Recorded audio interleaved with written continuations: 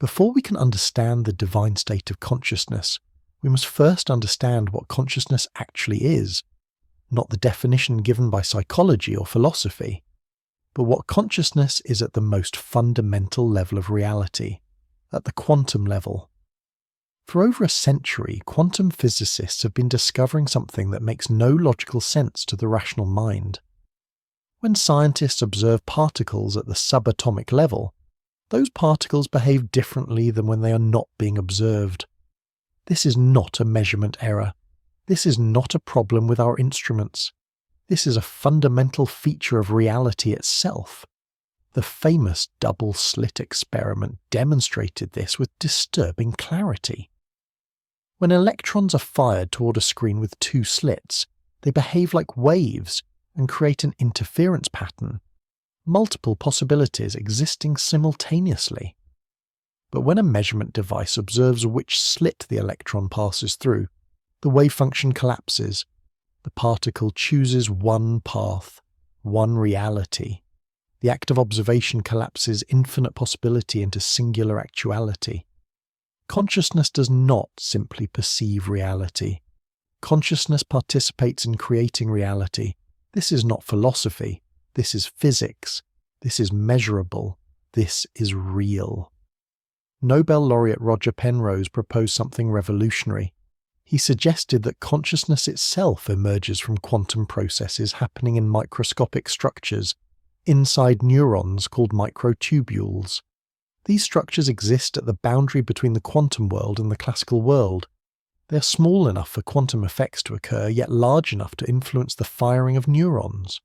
Penrose worked with anesthesiologist Stuart Hameroff to develop what they call orchestrated objective reduction theory. The basic idea is this: consciousness arises when quantum superpositions in microtubules reach a certain threshold and then collapse into classical states. Each collapse creates a moment of conscious experience. Billions of these moments strung together create the stream of consciousness you experience as your waking life. But here is where it becomes truly profound.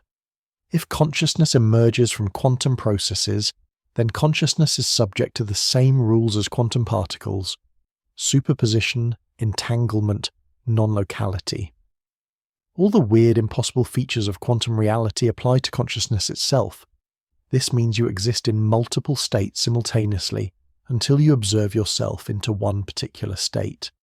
This means your consciousness is not separate from other consciousness, but entangled at the quantum level. This means the boundaries between you and the rest of reality are not as solid as they appear. Physicist David Bohm described reality as having two orders. The explicate order is what we see, the unfolded reality of separate objects existing in space and time. But beneath this lies the implicate order, a deeper level where everything is enfolded together, where separation is an illusion created by limited perception. Your everyday consciousness operates in the explicate order. You see yourself as separate. You see other people as separate. You see objects as distinct and independent. But your higher consciousness exists in the implicate order. At that level, there is no separation. There is only one consciousness expressing itself through infinite forms. Carl Pribram developed the holonomic brain theory based on similar principles. He proposed that the brain operates like a hologram. Every part contains information about the whole. Your individual consciousness is not a separate thing contained in your skull.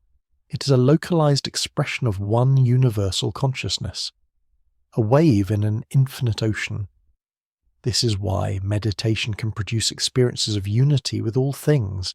It is not hallucination. It is not imagination. It is a shift in the level of reality you are observing. When the brain quiets enough, when the constant chatter of ego dissolves, you begin to perceive the implicate order directly. You experience what has always been true. You're not a separate self. You're the universe experiencing itself through this particular form. Recent research published in scientific journals has begun exploring consciousness as a fundamental field rather than an emergent property. Just as there is an electromagnetic field and a gravitational field, There may be a consciousness field that permeates all of reality. Your brain does not produce consciousness. Your brain receives and filters consciousness. Like a radio tuning into a station that is always broadcasting, this completely revolutionizes what it means to be human. You're not a biological machine that somehow produces the illusion of inner experience. You're an infinite field of awareness that has temporarily focused itself into the experience of being a separate individual. The small self you think you are is like a whirlpool in a river. It appears separate.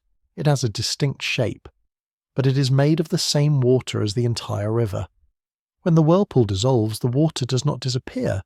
It simply returns to recognizing itself as the whole river. Quantum entanglement demonstrates that particles that have interacted remain connected no matter how far apart they travel.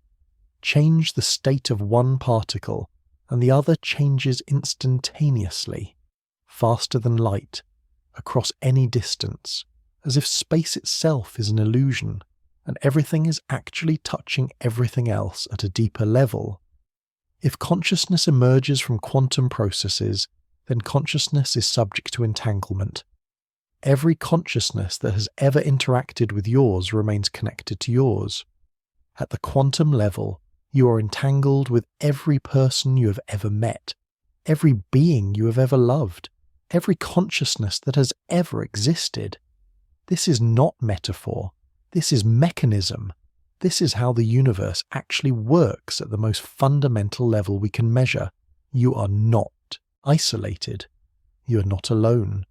You're a node in an infinite network of consciousness that spans all of space and time. Your higher self is your awareness of this network, your recognition of the implicate order, your direct experience of the consciousness field itself. And accessing this state is not about achieving something new. It is about removing the filters that prevent you from experiencing what is already true. Most human beings spend their entire lives trapped in what we might call lower consciousness. This is not a moral judgment. It is a description of a particular way of observing reality, a particular pattern of collapsing the quantum wave function again and again into the same limited experience. Lower consciousness is dominated by the ego. But we must be precise about what ego actually means. Ego is not bad or wrong. Ego is a quantum observer. It is the mechanism that collapses infinite possibility into specific experience. The problem is not that ego exists. The problem is identifying exclusively with ego and believing that is all you are. The ego operates primarily through the default mode network in the brain. Neuroscientists have identified this network as the neural basis of self-referential thinking. It is the part of your brain that maintains the story of who you are, your memories, your beliefs, your sense of being a separate self moving through time. When the default mode network is highly active, you experience yourself as separate from the world around you. You have a strong sense of past and future. You ruminate on problems. You plan for scenarios that have not happened. You replay conversations that are already over. This is the normal waking state for most humans. Research on the temporoparietal junction shows that this specific brain region is crucial for constructing the boundary between self and other. Damage to this area can produce experiences where people no longer feel ownership of their own body parts, or where the boundary between self and world begins to dissolve. This proves that your sense of being a separate self is not fundamental truth. It is a construct maintained by specific neural activity. Lower consciousness is characterized by fear, not just the fear of physical danger, but existential fear. The fear of not being enough, the fear of being alone, the fear of death, the fear of meaninglessness. All of these fears arise from the fundamental belief in separation, the belief that you are a small, isolated self in a vast, unconscious universe. This fear drives everything in lower consciousness. Your need for validation, your craving for success, your resistance to change, your attachment to identity. Every behavior pattern is ultimately an attempt to secure the existence of the separate self, to prove that you are real, to ensure that you matter, to avoid the annihilation you unconsciously fear. But this fear is based on a misunderstanding of what you are.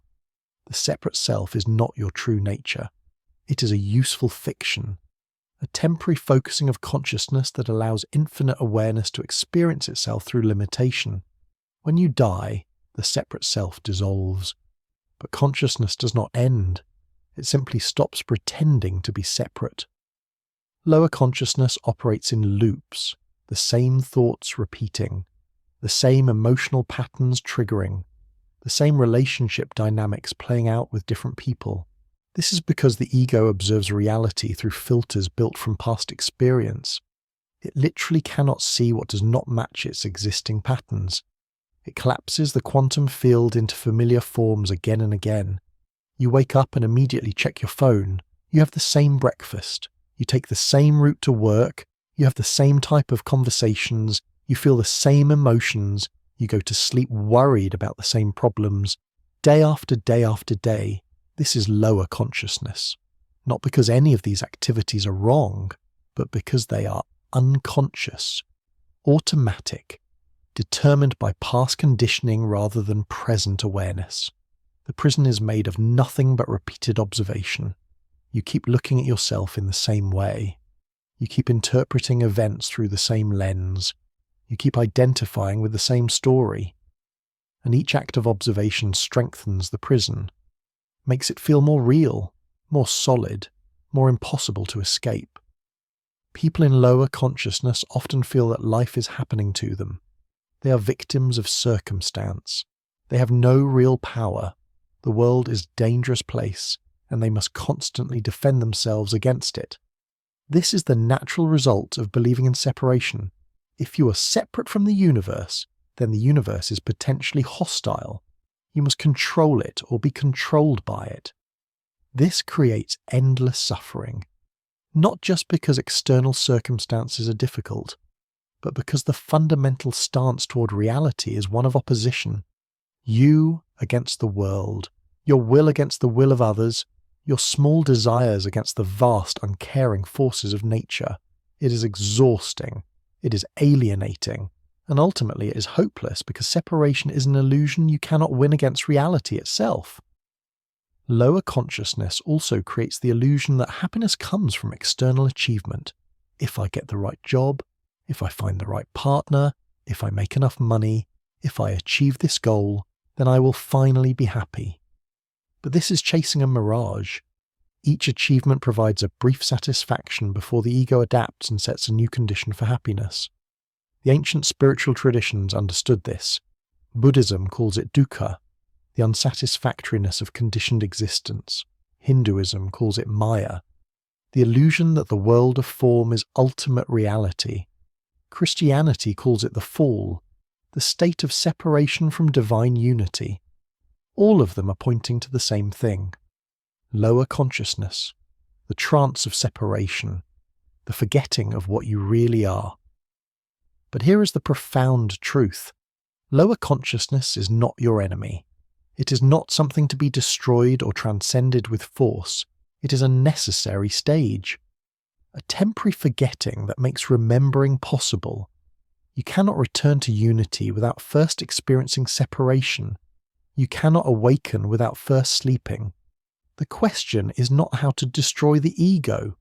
The question is how to expand beyond identification with ego alone, how to include ego within a larger awareness, how to operate from your higher self while still functioning in the world of form, beneath the world of separate forms, beneath the dance of particles and waves, beneath even the quantum foam of space-time itself. There exists something that cannot be measured but can be directly experienced.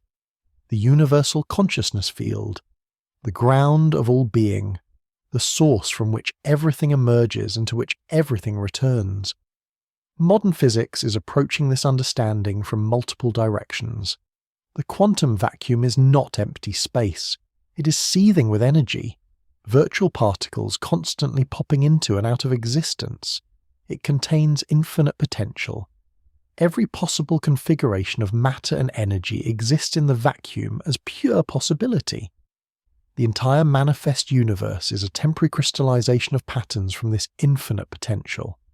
Physicist Joachim Kepler has proposed that consciousness itself exists as a fundamental field similar to electromagnetic fields or gravitational fields. Just as matter moves through and interacts with these fields, individual consciousness arises through specific resonance patterns with the universal consciousness field. Your brain does not create consciousness, it tunes into consciousness at a particular frequency. This immediately explains phenomena that materialist neuroscience struggles with. How consciousness can exist during near-death experiences when the brain shows no activity. How information can be accessed that the individual brain has never encountered. How deep meditation can produce knowledge that feels more real than ordinary perception. All of this makes perfect sense if consciousness is not local to the brain but is accessed by the brain from a non-local field. David Bohm described this field as the implicate order, the unfolded totality from which all explicate reality unfolds. In his view, consciousness and matter are not separate substances. They are dual aspects of one underlying movement. Like the wave and particle nature of light are not two different things, but two ways of observing the same phenomenon. The holographic principle in physics suggests that all the information about a volume of space can be encoded on the boundary of that space. Applied to consciousness, this means that your individual awareness contains information about the totality. Every part reflects the whole.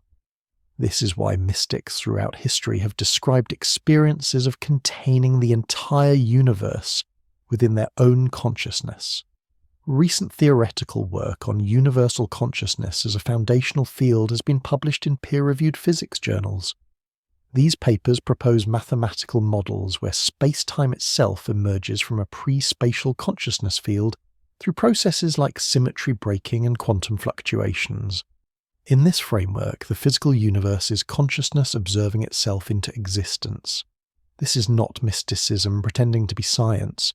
These are rigorous theoretical physics papers using the mathematical language of quantum field theory. The hypothesis they present is testable in principle. As our instruments become more sensitive, we may be able to detect signatures of this consciousness field directly. But you do not need to wait for scientific proof. You can experience this field directly through the laboratory of your own awareness.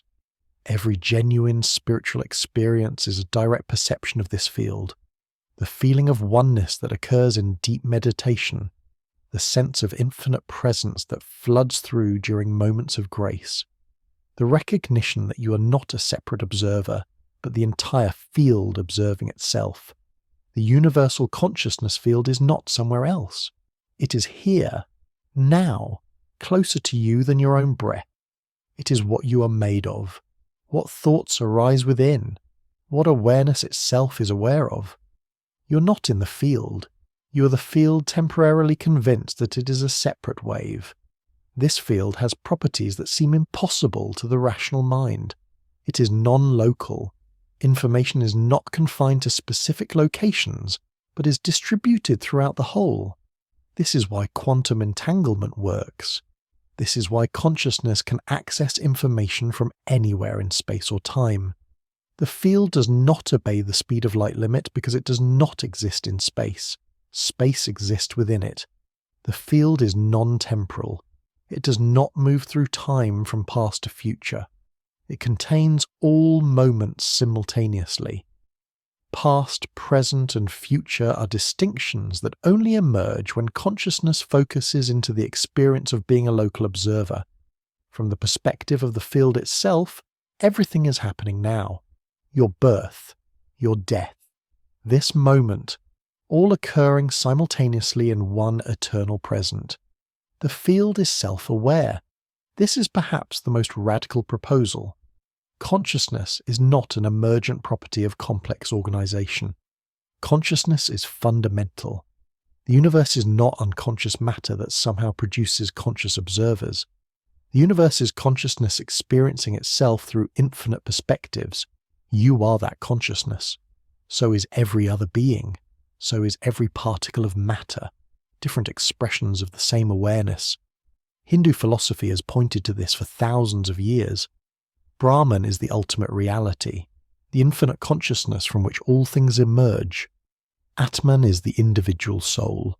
The realization of enlightenment is understanding that Atman and Brahman are identical. Your individual consciousness and universal consciousness are not separate. They are one thing observed from two perspectives. Buddhism describes this as emptiness. But this is easily misunderstood. Emptiness does not mean nothingness. It means empty of separate existence. Everything is empty of intrinsic essence, because everything is a temporary pattern in the universal field. Change the pattern, and the thing changes. Dissolve the pattern, and it returns to the field without any loss, because the field cannot be diminished. The great Christian mystics spoke of this. Meister Eckhart said the eye with which you see God is the same eye with which God sees you. There is only one eye, one awareness, one consciousness looking at itself from infinite angles. When you look at another person, you are consciousness recognizing itself. When you look at a tree or a stone or a galaxy, consciousness is experiencing itself through that particular form. This is not belief. This is not faith. This is direct perception available to anyone who quiets the mind enough to see what is actually here. The universal consciousness field is not hidden. It is so close, so obvious, so all-encompassing that we look past it constantly while searching for something special. Your higher self is your direct connection to this field. It is the part of you that has never forgotten its true nature, that has never believed in separation, that exists eternally in the perfect knowledge of unity. Connecting with your higher self is not achieving something new. It is remembering something that has always been true. Understanding the theory of quantum consciousness and universal fields is valuable, but understanding alone does not create transformation. Transformation requires a shift in your actual observation, a change in how you collapse the quantum wave function, a new pattern of attention that breaks the hypnotic loop of ego identification. The first step is recognizing that you're trapped in an observer loop. The ego observes reality. It interprets what it sees through its filters. It creates a story about what everything means.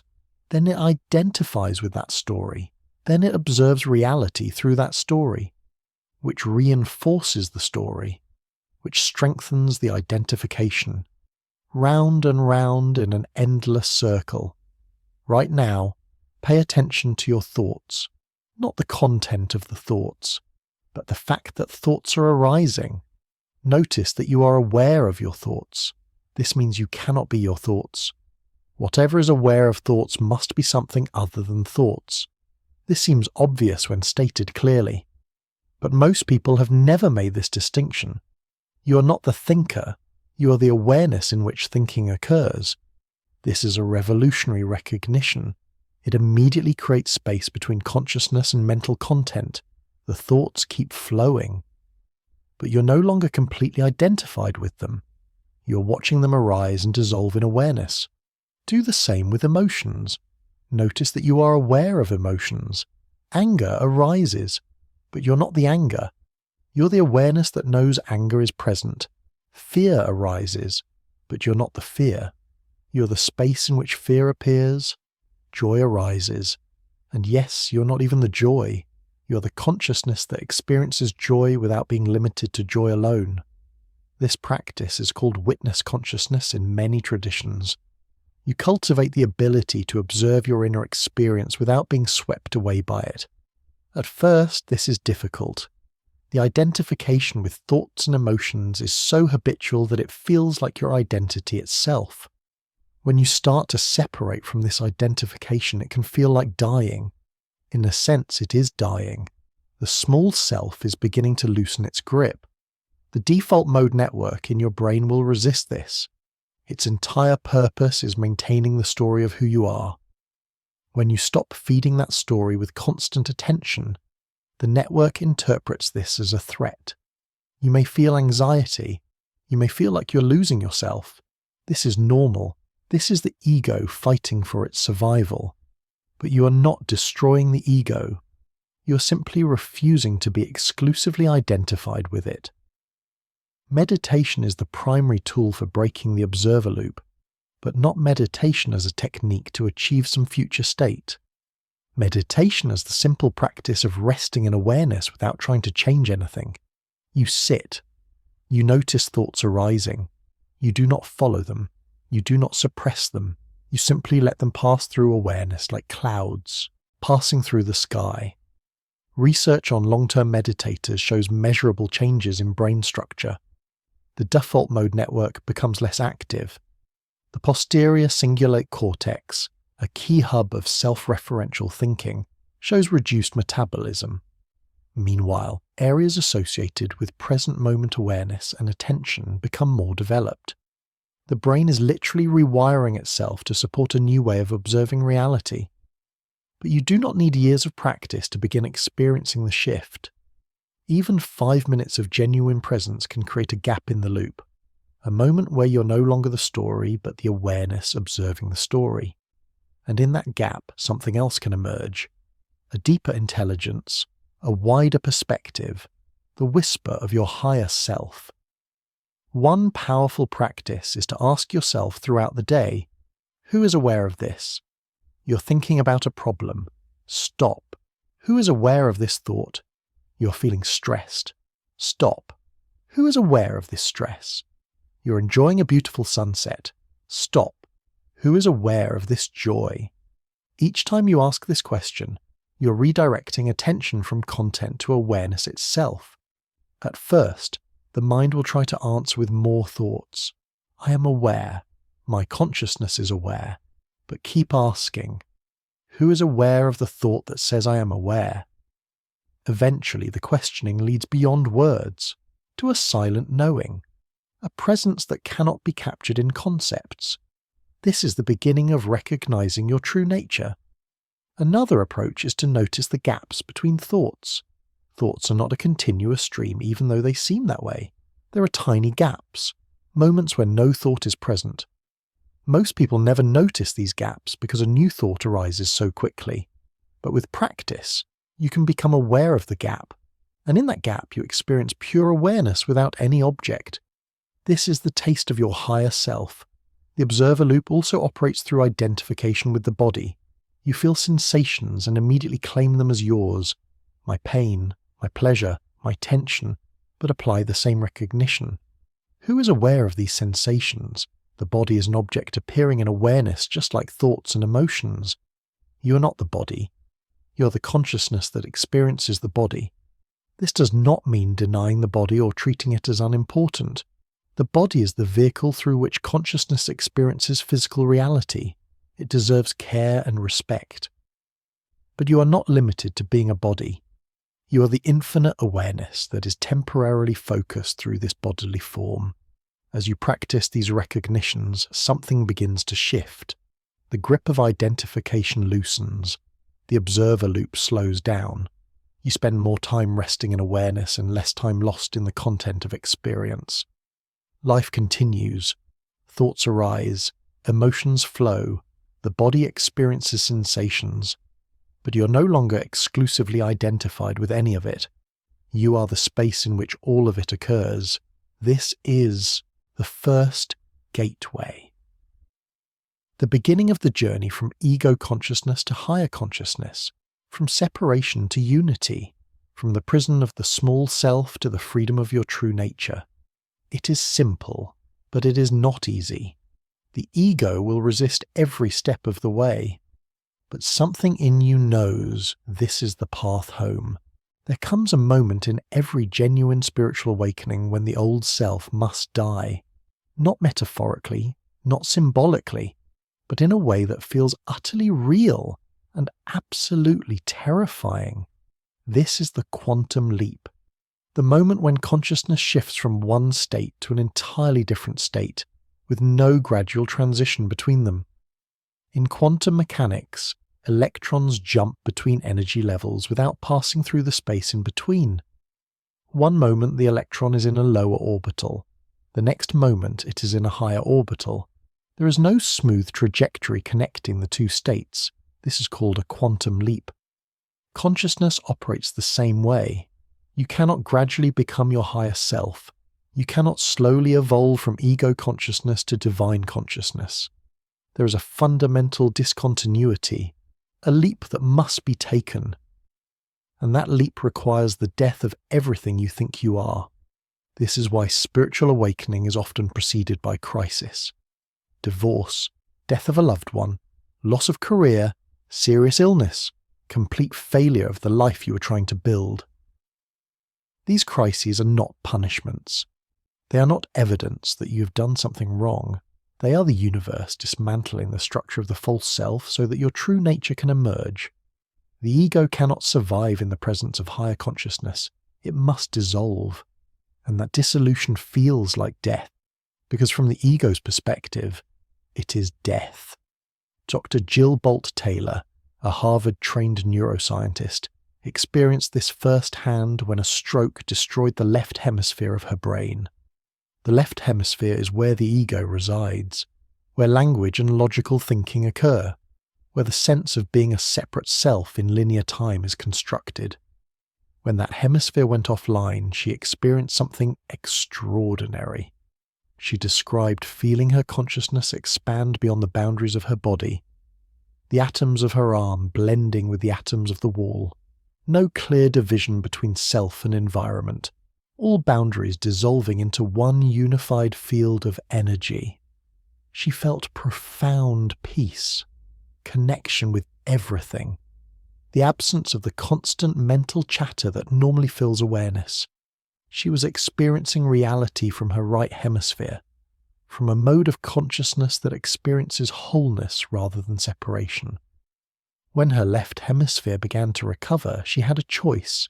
She could allow the ego to fully reconstruct itself with all its familiar patterns, or she could consciously choose which aspects of ego to rebuild and which to leave behind. She chose to maintain connection with the unified awareness, while allowing just enough ego to function in the world. Her experience is not unique. Near-death experiences consistently report similar phenomena. The sense of leaving the body, expanding into infinite space, feeling connected to everything, experiencing overwhelming love and peace, then returning to the body and to ordinary consciousness.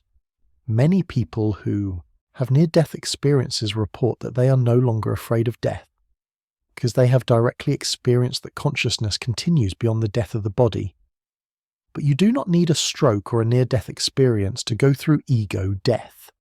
It can happen through intense spiritual practice, through the use of entheogens in ceremonial contexts, through spontaneous awakening triggered by crisis or by grace. The circumstances vary, but the essential pattern is the same. The separate self encounters its own unreality. The story collapses, and for a time, there is only pure awareness without anyone being aware. This is the dark night of the soul described by mystics. St. John of the Cross called it the dark night because everything familiar is stripped away. All the identities you have clung to reveal themselves as constructions: daughter, son, professional, success, failure, spiritual person. All of it is seen as a costume that consciousness has been wearing, and the costume is removed.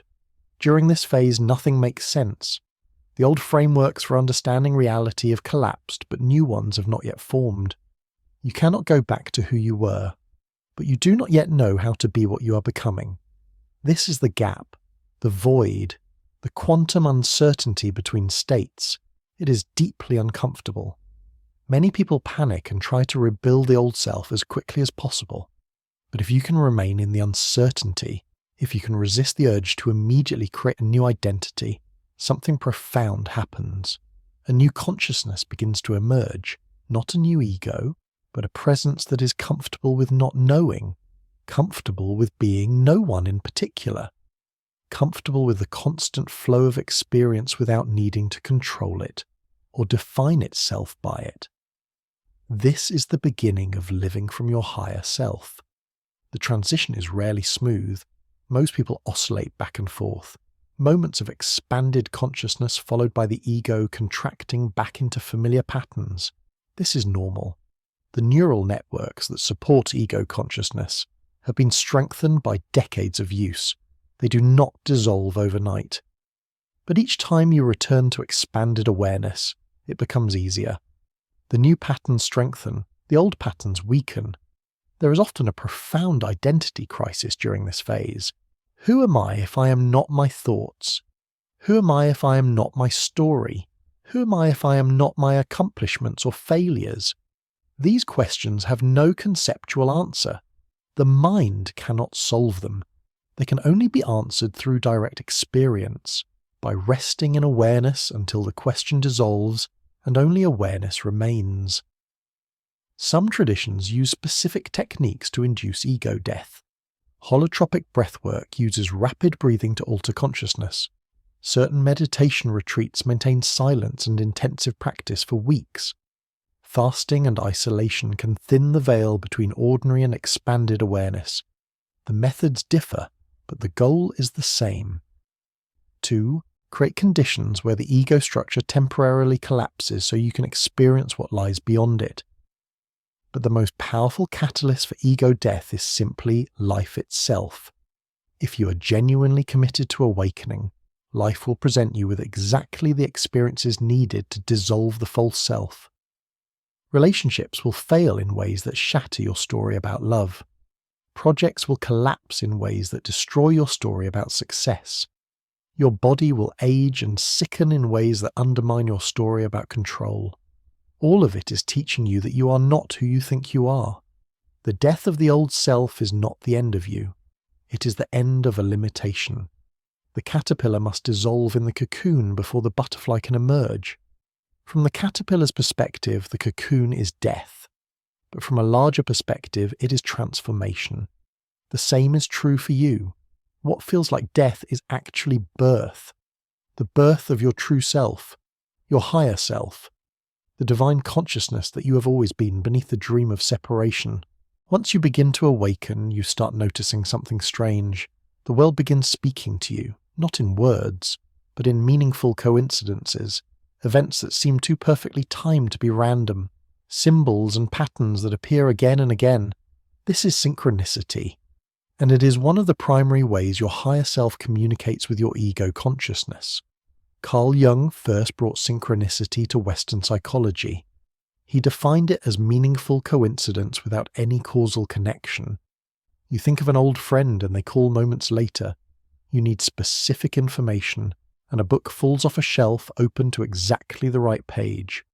You're struggling with a decision, and you see the same number sequence everywhere you look. Materialist science dismisses these experiences as confirmation bias. The mind seeks patterns and finds them everywhere, even when they do not actually exist. But anyone who has experienced genuine synchronicity knows this explanation is inadequate. The timing is too precise. The meaning is too specific. The feeling of being guided is too strong to dismiss as coincidence. From a quantum perspective, synchronicity makes perfect sense. If consciousness is non-local, if your individual awareness is entangled with the universal consciousness field, if reality is not deterministic but probabilistic, then your attention and intention can influence which probabilities collapse into actuality. Synchronicity is consciousness organizing reality around meaning rather than mechanical causation. Your higher self exists beyond linear time. It perceives past, present, and future simultaneously. From that perspective, it can see the optimal path through the probability space of your life. It knows which choices lead to expansion and which lead to contraction, but it cannot force you. It can only guide you, and synchronicity is one of its primary tools. When you need to meet someone who will change your life, synchronicity arranges the meeting. When you need specific information, synchronicity delivers it through seemingly random channels. When you're about to make a mistake, synchronicity places obstacles in your path. When you're aligned with your purpose, synchronicity opens doors you did not even know existed. Learning to read synchronicity is like learning a new language. At first, you see the patterns, but you are not sure what they mean. A red cardinal appears outside your window. Is that a sign or just a bird? You keep seeing the number sequence 1111. Is that guidance or just noticing bias? The key is to pay attention to what you were thinking or feeling in the moment the synchronicity occurred. The meaning is contextual. Over time, you develop a relationship with synchronicity. You learn your higher self's preferred symbols and patterns. Some people receive guidance through animals, others through music or overheard conversations, some through number sequences or recurring themes in dreams. The specific form does not matter. What matters is recognizing that you are being communicated with by an intelligence that operates beyond the level of ego consciousness. Intuition is closely related to synchronicity. It is direct knowing without logical reasoning, a gut feeling that proves accurate, a sudden certainty about which path to take. Western culture has trained us to distrust intuition, to rely only on rational analysis. But intuition is actually your higher self providing information that your ego mind cannot access. The challenge is distinguishing genuine intuition from fear or desire, masquerading as intuition. Fear will often present itself as intuitive warning. Do not trust that person. Do not take that risk. Stay safe. Similarly, wishful thinking will present itself as intuitive guidance. This relationship will work out. This opportunity will be successful. Believe what you want to believe. True intuition has a different quality. It is quiet. It does not argue or justify itself. It simply knows. It often goes against both fear and desire. It asks you to trust something beyond reason. When you follow genuine intuition, even if the immediate outcome is difficult, you eventually see that you are being guided toward growth. Developing intuition requires learning to quiet the noise of ego consciousness. The constant mental chatter drowns out the subtle signals from your higher self. Meditation creates space for intuition to arise. So does spending time in nature. So does any activity that brings you into present moment awareness without the overlay of thinking. Another powerful practice is asking your higher self direct questions before sleep. Write down a question. Release attachment to receiving an answer in any particular form, then go to sleep. Often the answer will come in dreams, or you will wake up with sudden clarity. Or within days, external events will provide the information you need. This works because sleep reduces ego activity. The default mode network quiets, and communication with deeper levels of consciousness becomes possible. Some people develop the ability to enter dialogue with their higher self. This is not hallucination. It is not hearing voices in a pathological sense. It is allowing the part of you that knows more than ego knows to communicate through internal speech or imagery. At first, it is difficult to distinguish your higher self's voice from the voice of ego. But your higher self has distinct characteristics. It speaks with certainty but without force. It offers guidance but respects free will. It sees from a much wider perspective that encompasses lifetimes, not just moments. It is never punishing or shaming. It is patient with your mistakes because it understands that mistakes are part of learning. It loves you unconditionally because it knows that you are itself experiencing limitation temporarily. As you practice recognizing synchronicity and following intuition, something remarkable happens. Your life begins to flow. Decisions become easier because you are no longer trying to figure everything out with your limited rational mind. You are allowing yourself to be guided by an intelligence that operates from a quantum level of reality. You are partnering with your higher self in co-creating your experience. This does not mean life becomes problem-free. Challenges still arise, but they no longer feel like obstacles blocking your path. They feel like the path itself, like perfectly designed opportunities for growth. You begin to trust the process, even when you cannot see where things are leading, because you have experienced enough synchronicities to know that you are being guided, that you're not alone, that your higher self is always communicating with you if you are willing to listen. Enlightenment is not just a spiritual concept. It is a physical transformation of the brain. Neuroscience has now confirmed what mystics have claimed for thousands of years. Sustained spiritual practice produces measurable changes in brain structure, brain chemistry, and patterns of neural activity.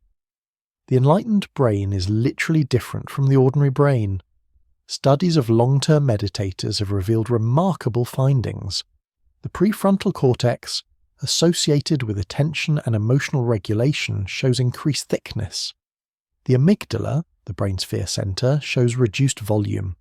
The anterior cingulate cortex, involved in conflict monitoring and empathy, shows enhanced connectivity.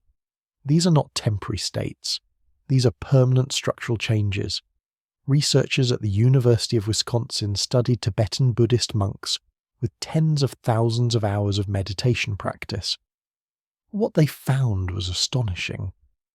During compassion meditation, these monks generated gamma wave activity in their brains at levels never before recorded in scientific literature. Gamma waves are associated with heightened awareness and integration across brain regions. Ordinary people produce brief bursts of gamma during moments of insight. These monks sustained gamma activity continuously. The default mode network undergoes profound transformation. In the ordinary brain, this network maintains the sense of self. It generates self-referential thinking. I am this kind of person. I need to achieve this goal. I am worried about that problem. This constant self-narration consumes enormous energy and creates much of human suffering. In advanced meditators, the default mode network shows dramatically reduced activity even during rest.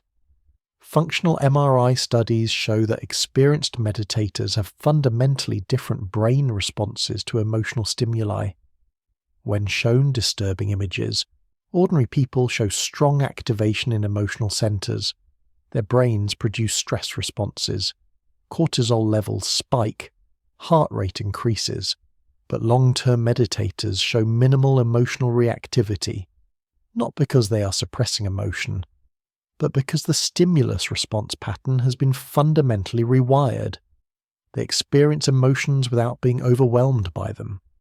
Research on neuroplasticity has demonstrated that the brain continues to change throughout life. New neural pathways can form, existing connections can strengthen or weaken. Entire regions can grow or shrink depending on how they are used. This means enlightenment is not reserved for rare individuals with special brains. Anyone can develop the neural architecture of higher consciousness through sustained practice. But practice must be correct. Not all meditation produces the same effects. Focused attention meditation strengthens certain networks. Open monitoring meditation strengthens others. Loving-kindness meditation produces yet different changes. The key is understanding what each practice does and using the appropriate technique for your current stage of development. The neuroscience of flow states is also relevant. When someone enters flow, the prefrontal cortex temporarily deactivates. This is called transient hypofrontality. The part of the brain that maintains the sense of separate self goes quiet. The result is the feeling of merging with the activity. Athletes describe being the game rather than playing the game. Artists describe the art creating itself through them. This is a temporary glimpse of egoless consciousness. Enlightened individuals maintain something similar to flow state as their baseline, not through deactivation of the prefrontal cortex, but through a different pattern of activation. The brain operates as an integrated whole rather than as competing modules.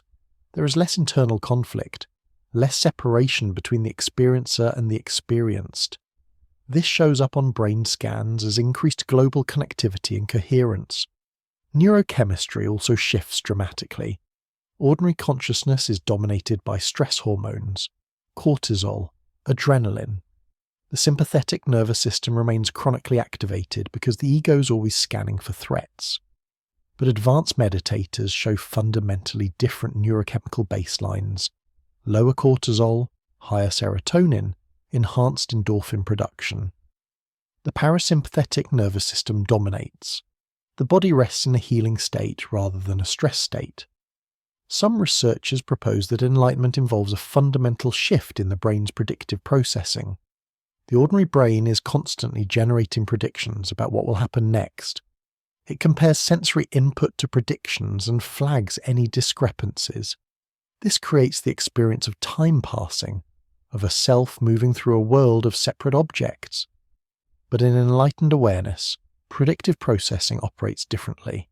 The brain stops constantly projecting into the future. It rests more fully in the immediate sensory present. This produces the timeless quality reported by mystics. The pineal gland has long been associated with mystical experiences. Ancient traditions called it the third eye.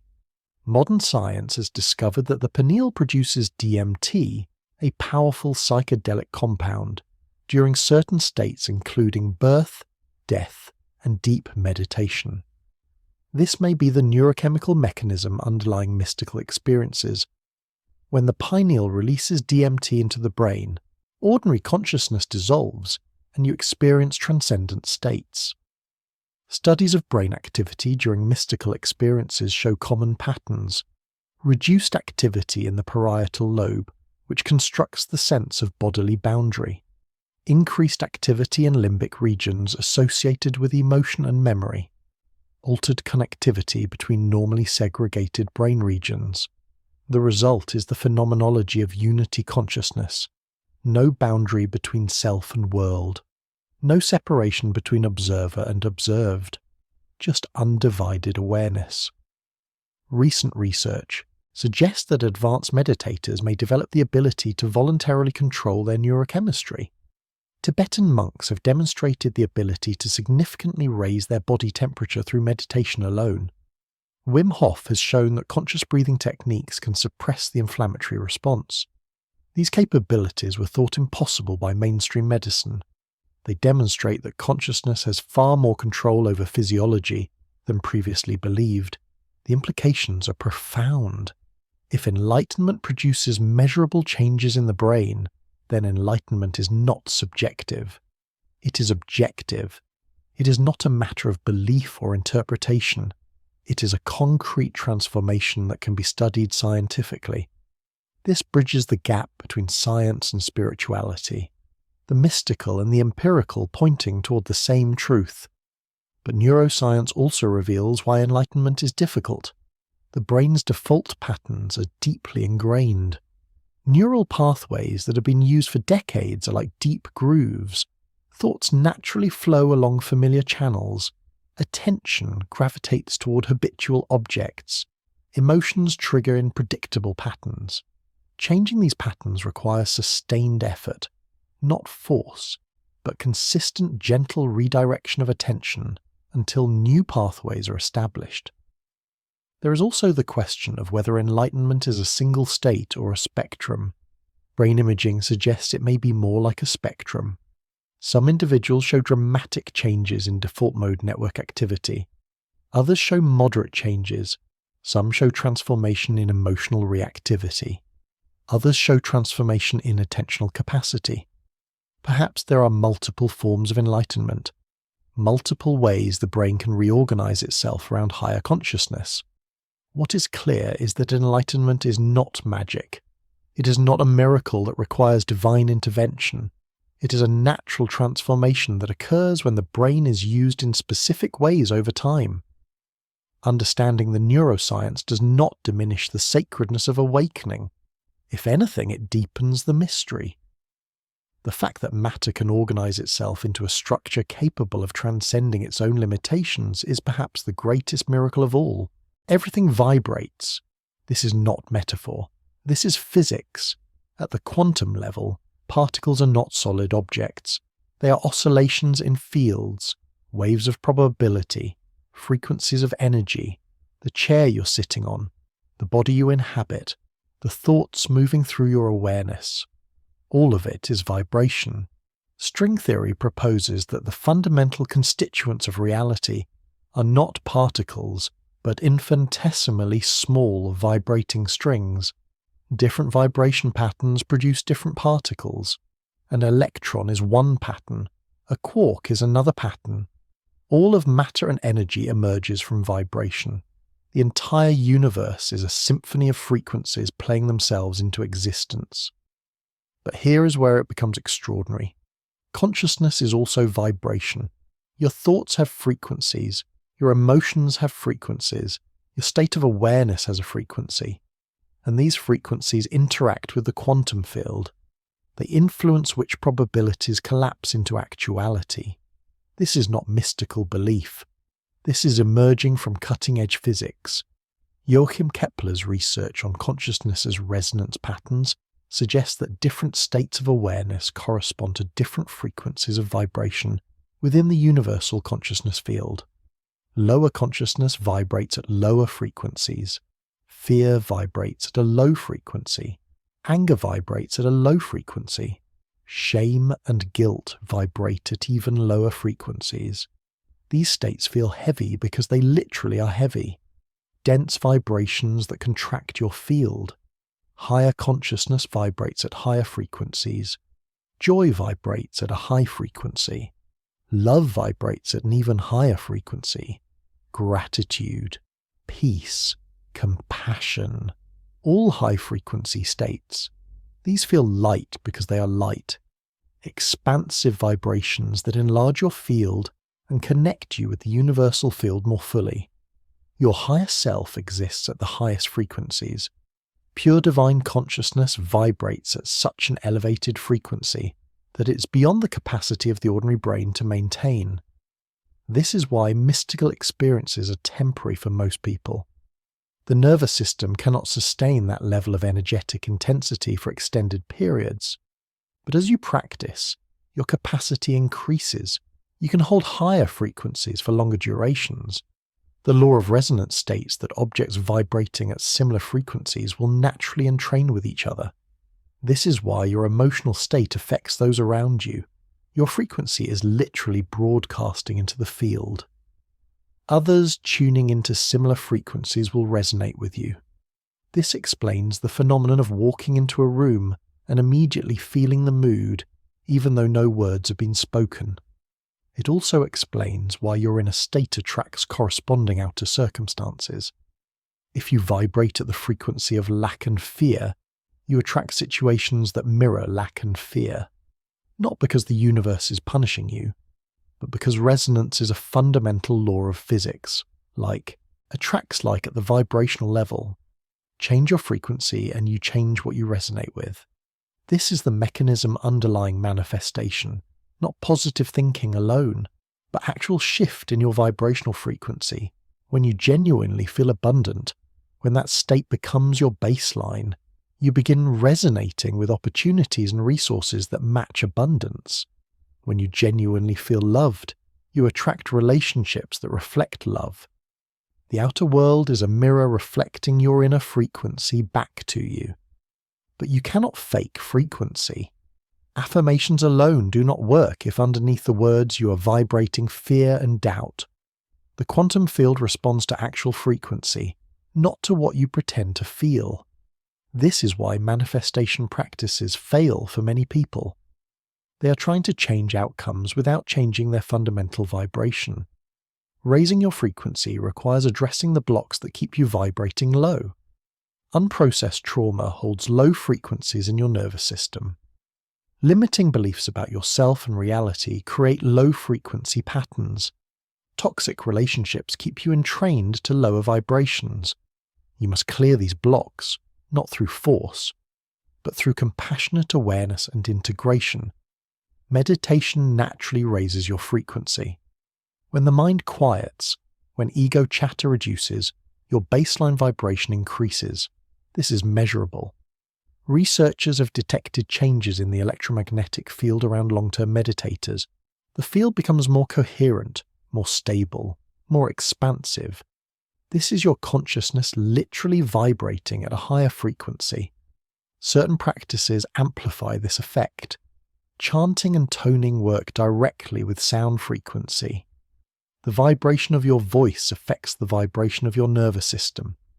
Sacred sounds like Om have been used for thousands of years because they resonate with specific frequencies that induce expanded states. This is not superstition.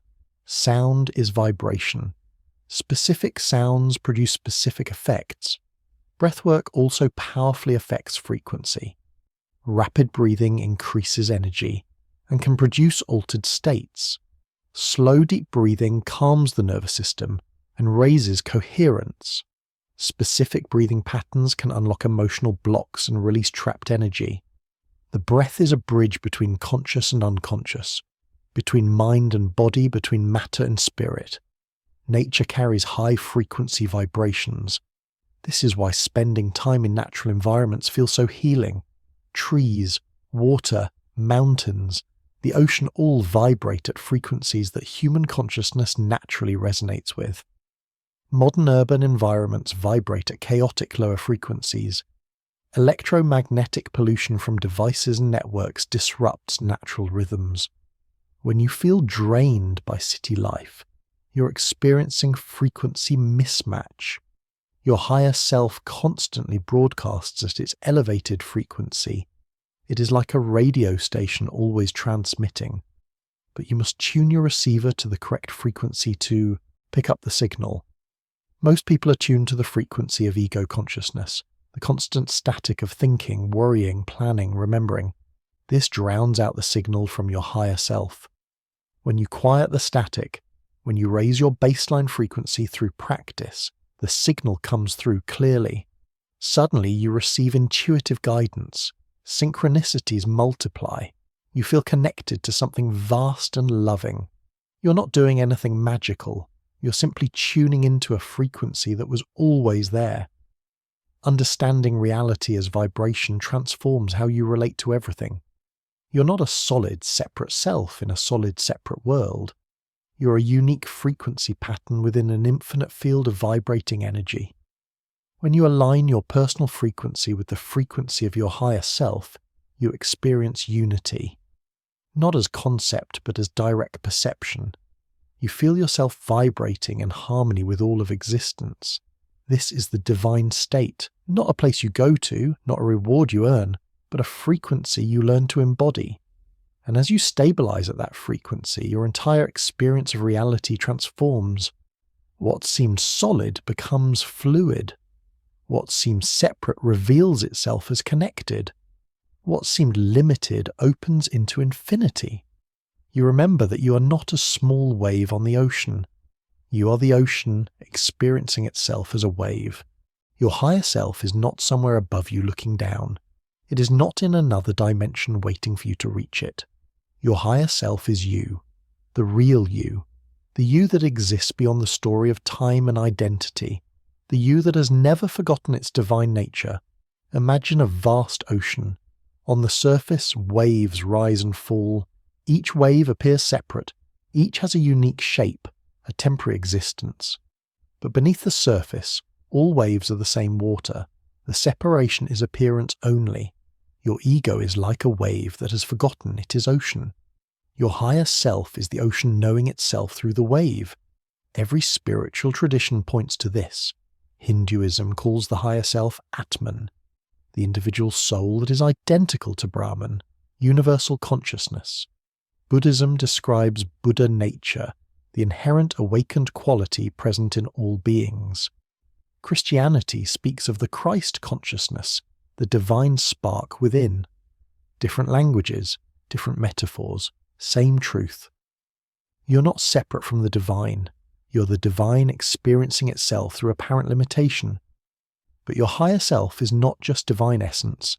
It is also personal. It carries all the wisdom you have accumulated through every experience, every lifetime, every dimension of existence. Your higher self knows why you chose this particular life, what you came here to learn, what you came here to teach. It sees the perfect design behind every experience, even the painful ones. From the perspective of your higher self, there are no mistakes. Every choice leads to growth. Every relationship serves awakening. Every challenge is an opportunity for consciousness to know itself more fully. This does not mean everything is pleasant. The wave may crash against rocks, the journey may be difficult, but the ocean is never diminished by what happens to individual waves. Your higher self exists in what some call the fifth dimension, not a place in space, but a level of consciousness. In the third dimension, you experience yourself as a physical body in linear time.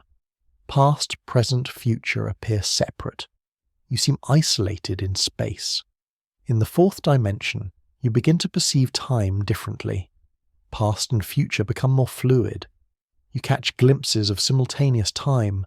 In the fifth dimension, you experience yourself as consciousness itself, unlimited by form, present in all moments simultaneously.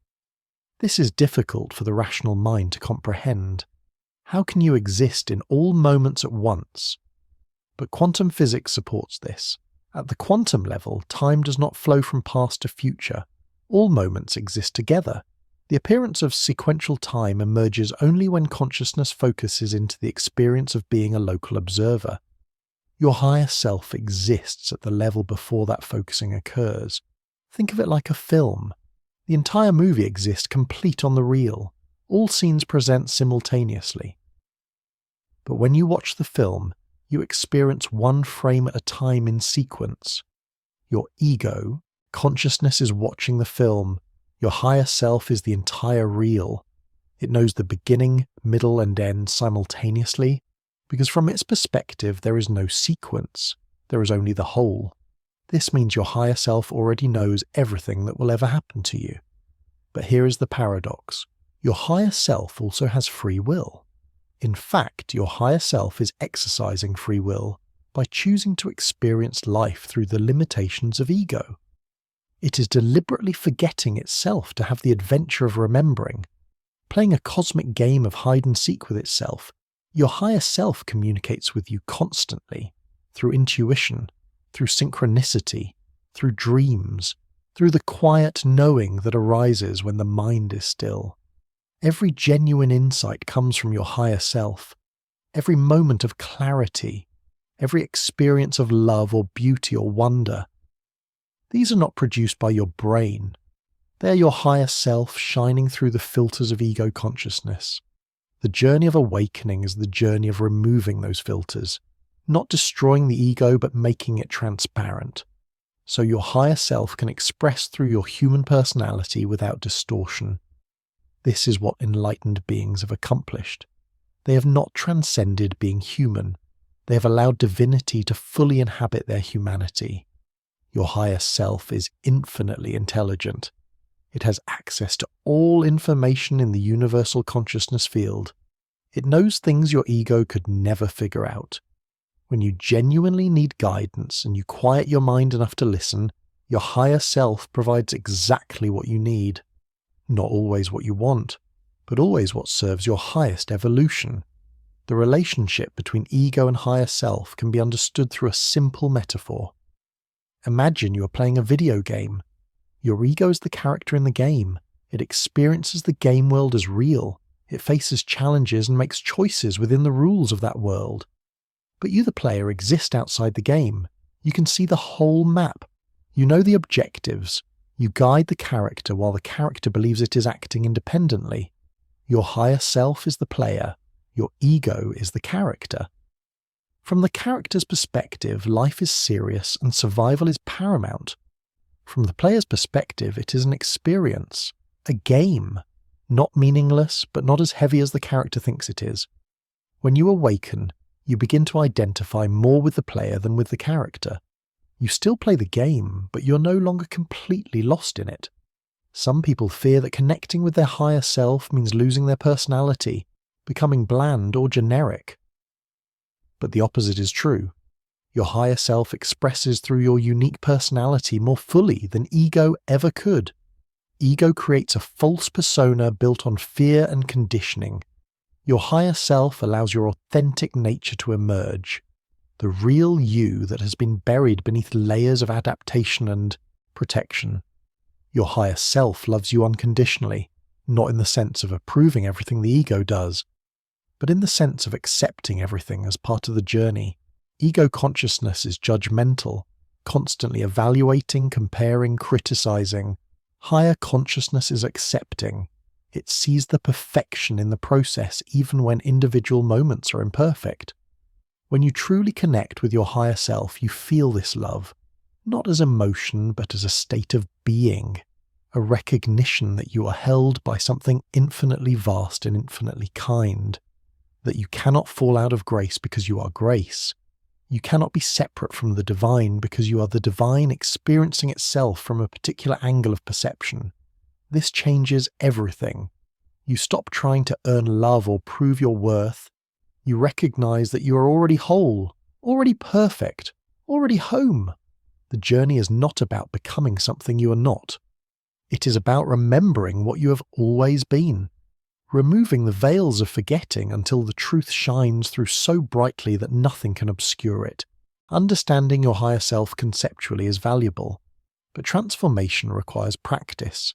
Actual techniques that shift your consciousness from ego identification to higher self-alignment. These practices are not complex, but they require consistency. The brain changes through repetition. New neural pathways strengthen with use. The first practice is the simplest. Every morning, before engaging with the external world, spend 5 minutes in silence. Sit comfortably. Close your eyes. Take 3 deep breaths. Then simply ask, what does my higher self want me to know today? Do not force an answer. Do not make something up. Simply ask and then listen. Remain open and receptive. At first, you may hear nothing but mental chatter, the ego filling the silence with its habitual noise. This is normal. Do not judge it. Simply notice and return to the question. Over time, something shifts. The chatter quiets, and in the silence, something else emerges, a knowing, a feeling, an image, a few words. This is your higher self beginning to communicate. The key is learning to distinguish your higher self's voice from ego's voice. Ego speaks in worry and judgment. It is always concerned with survival, status, and control. It second-guesses and creates anxiety. Your higher self speaks in peace and clarity. It does not argue or convince. It simply knows. When you hear guidance that calms your nervous system and feels true at a deep level, that is your higher self. Visualization is another powerful tool. The brain does not distinguish clearly between imagined experience and actual experience. Vivid visualization activates the same neural networks as physical perception. You can use this to create direct connection with your higher self. Find a quiet space. Enter a relaxed meditative state. Then imagine yourself in a beautiful location, a mountaintop, a forest clearing, a temple, any place that feels sacred to you. In this inner space, invite your higher self to appear. Do not control how it looks. Allow an image to arise spontaneously. Some people see their higher self as a being of light. Others see it as an older, wiser version of themselves. Others see it as a symbol or presence without form. Whatever appears is correct for you. There is no wrong way for your higher self to present itself to your inner vision.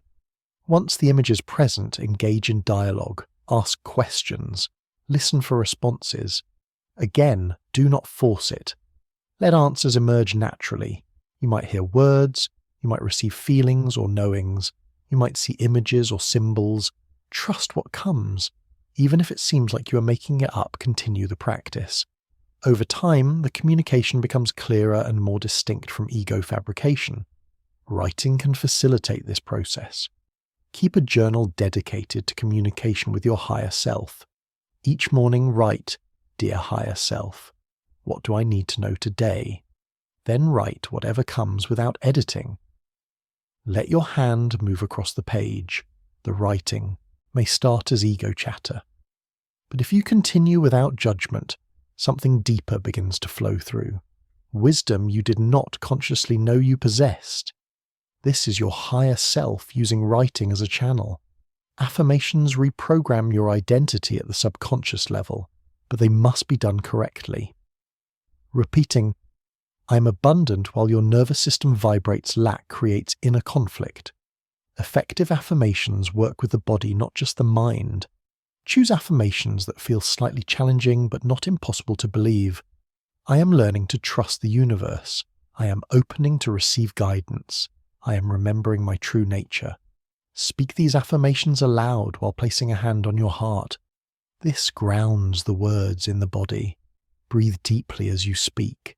Feel into the truth of the words, even if they are not yet fully embodied. This creates a bridge between where you are and where you are going. The nervous system gradually recalibrates around the new pattern. Embodiment practices are essential.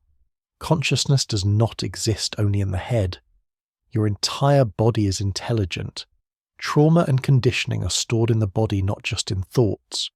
Movement practices like yoga, qigong, and dance help release blocked energy and raise your frequency. As the body opens, consciousness expands. You access wisdom that lives in the cells. Breathwork is particularly powerful for rapid shifts. Conscious connected breathing, where inhale flows directly into exhale with no pause, can induce altered states within minutes. This technique temporarily overrides the ego's control. Suppressed emotions surface, stuck energy moves, and in the space created by the release you touch higher consciousness. Many people have profound mystical experiences through breathwork alone. Nature's direct portal to your higher self. The natural world vibrates at the frequency of higher consciousness. Trees do not have egos. Water does not worry about the future. Mountains simply exist in perfect presence. When you immerse yourself in nature with full attention, your consciousness naturally elevates to match the environment. Walk slowly. Notice everything. Breathe deeply. Feel the aliveness in all things. Practicing gratitude shifts your frequency immediately. Ego consciousness focuses on lack. What is wrong? What is missing? What needs to be different? Gratitude focuses on abundance. What is present? What is working? What is already beautiful? Spend 5 minutes each evening listing things you're grateful for. Not as rote exercise, but genuinely feeling the appreciation in your body. This rewires your brain toward receptivity and openness. Silence and solitude are increasingly rare in modern life, but they are necessary for hearing your higher self. Schedule regular time with no input, no devices, no conversation, no entertainment, just you with yourself. In the beginning, this may feel uncomfortable. Ego resists silence because silence threatens its existence. But if you persist, silence becomes sanctuary, the place where truth reveals itself. All these practices have one purpose: to thin the veil between ego consciousness and higher consciousness, to create space for your infinite self to emerge through your finite form. The practices themselves are not the goal, they are tools, methods for remembering what you have temporarily forgotten. Use them consistently, and your entire relationship with reality will transform. There comes a moment in the journey when all the practices, all the understanding, all the gradual shifts suddenly crystallize into direct experience. The divine state. The moment when separation completely dissolves and you experience yourself as one with all existence. This is not philosophy. This is not belief. This is immediate, undeniable recognition of what you are. The divine state has been described by mystics across all traditions with remarkable consistency. Rumi speaks of disappearing into love until only love remains. Meister Eckhart describes the eye with which he sees God and the eye with which God sees him being one eye. Hindu texts describe Sat Chit Ananda, existence, consciousness, bliss, as the true nature of reality. Buddha speaks of nirvana, the extinguishing of the illusion of separate self. When you enter the divine state, the first thing that dissolves is the boundary between inner and outer. The feeling that you're inside your body looking out at an external world collapses. Instead, consciousness is everywhere. You're the room you're sitting in. You're the air you're breathing. You're the sounds arising. There is no observer separate from the observed. There is only observing happening with no one doing it. Time dissolves next. Past and future reveal themselves as mental constructs. There is only this eternal present moment. But present does not mean a thin slice between past and future. It means the totality. Past, present, and future existing simultaneously in one timeless now. You realize you have never left this moment. Everything you remember as past is happening now. Everything you anticipate as future is happening now. There is only ever now in different forms. The sense of being a separate individual dissolves. The story of who you are, your memories, your personality, your history, all of it is seen as a costume that consciousness has been wearing. The costume is still there, but you're no longer identified with it. You recognize yourself as the awareness that contains all possible costumes, all possible identities, playing them all simultaneously. What emerges in the absence of ego is something utterly beyond description. Mystics use words like peace, bliss, love, but these words point to something that transcends ordinary emotional states. It is not happiness contrasted with sadness. It is joy that exists independent of circumstances, a fullness that could not be more full, a love that loves everything equally because it is everything. You recognize that you are not separate from anyone or anything. Every being you have ever encountered is yourself looking back at yourself. Every enemy was you forgetting yourself. Every lover was you remembering yourself. Every moment of connection was you recognizing yourself in another form. The entire universe is your body. All of history is your story. Everything that has ever happened or will happen is happening inside your own consciousness. This sounds like madness to the rational mind.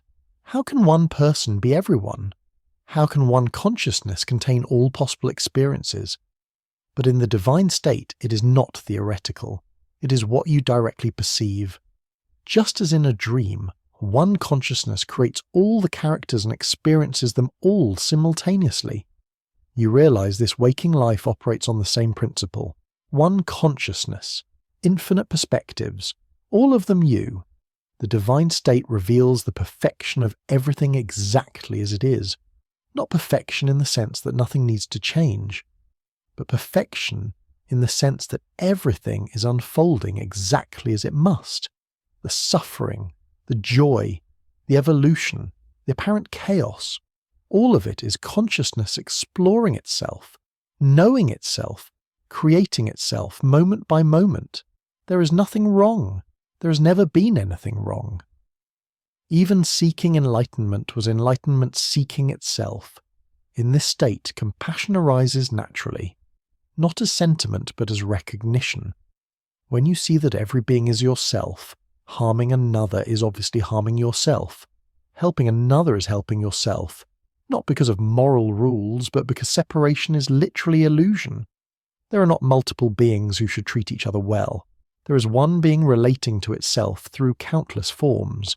The divine state produces profound healing. Psychological wounds that seem permanent dissolve in the recognition that the wounded self was never real. Physical pain may still be present, but it is experienced differently. A sensation arising in consciousness rather than as something happening to me. The contraction around pain releases. The suffering created by resistance to pain dissolves even if the pain itself remains. For most people, the divine state is temporary. You touch it during meditation. You experience it in moments of grace. Then the ego reconstitutes itself and you return to ordinary consciousness. But you are forever changed. You have tasted your true nature. You know beyond doubt that the separate self is illusory. You can never fully believe in separation again, even when you temporarily forget. With continued practice, you learn to stabilize in the divine state, not as a peak experience, but as your baseline. This is liberation. Not transcending the human experience, but living the human experience from divine consciousness. The body still exists, thoughts still arise, emotions still flow. But identification has shifted. You live as the infinite awareness that is temporarily playing the role of a human being. Some people fear that the divine state means losing their humanity, becoming detached or indifferent. But the opposite occurs. When you recognize yourself as everything, you care for everything as yourself.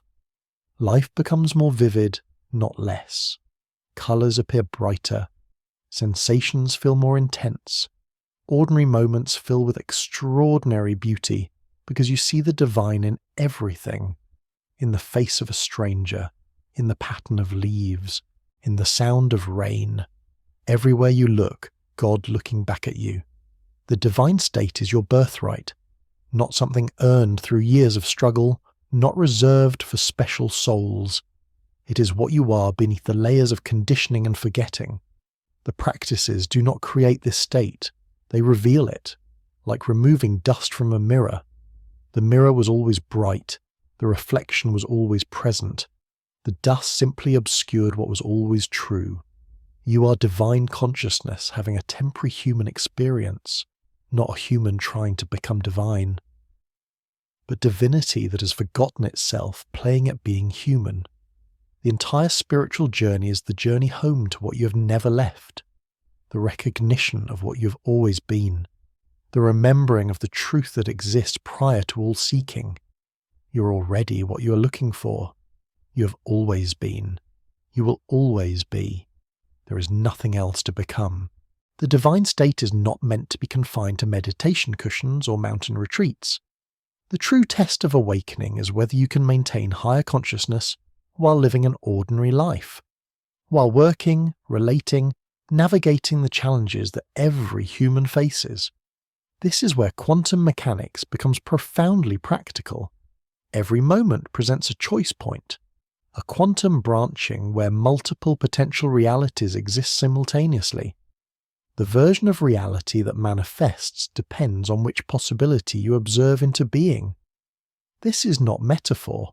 In quantum physics, the observer genuinely affects the outcome. Your consciousness is constantly collapsing probability waves into actual events. The question is, from which level of consciousness are you observing? When you observe from ego consciousness, you collapse reality into familiar patterns. The same type of relationships, the same type of problems, the same type of results. Ego observes through the lens of past conditioning. It literally cannot perceive possibilities that do not match its existing framework. So reality keeps repeating, not because you are stuck, but because you keep observing through the same filter. When you observe from higher consciousness, new possibilities become available. Outcomes that would have been impossible from ego perspective suddenly manifest. Synchronicities multiply. Doors open that were previously invisible. This is not magic. This is quantum mechanics applied to conscious living. You are literally shifting which timeline you experience by shifting the level of consciousness you observe from. Take a simple example. You have a difficult conversation ahead with someone. From ego consciousness, you approach the conversation already knowing how it will go. You have rehearsed their likely responses. You have prepared your defenses. You have predicted the outcome. And because you have observed these possibilities into probability, they are likely to manifest.